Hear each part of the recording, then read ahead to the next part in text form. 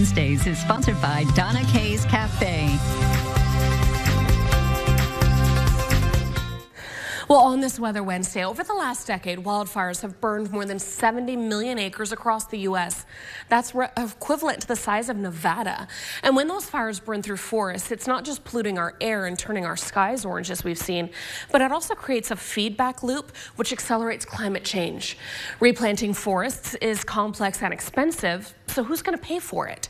NBC's Chase Kane shows us how a new business is encouraging Wall Street to invest in our woods.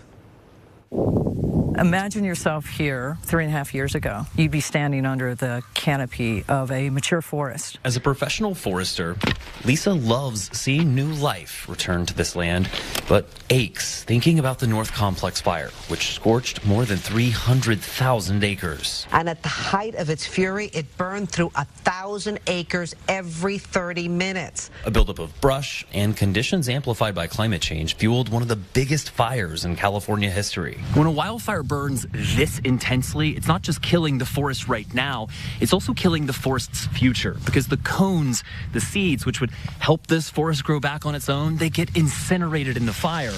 This is why it's necessary to step in and replant intentionally, as well as being intentional about climate change. Lisa works for Mass Reforestation, a unique company helping landowners recover after devastating fire. They're a one-stop shop with experts who collect seeds, grow them into seedlings to replant, and then they pay for it by recruiting investors, climate investors. Projects like this are expensive. The only way that gets funded is through this voluntary flow of funds into the carbon space. Xander's talking about voluntary carbon credits. To keep it simple, a company pledges to be net zero. So while they're cutting emissions, they invest in things like this, replanting a forest.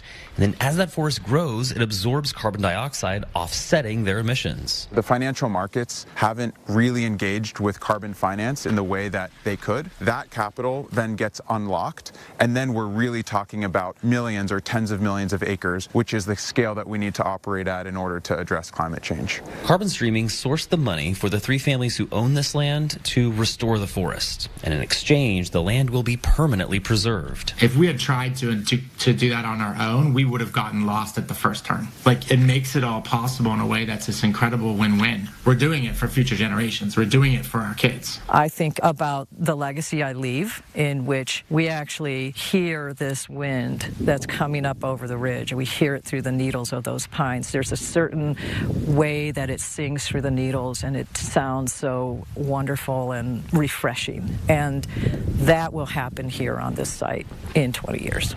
In California, I'm National Climate Reporter Chase Kane.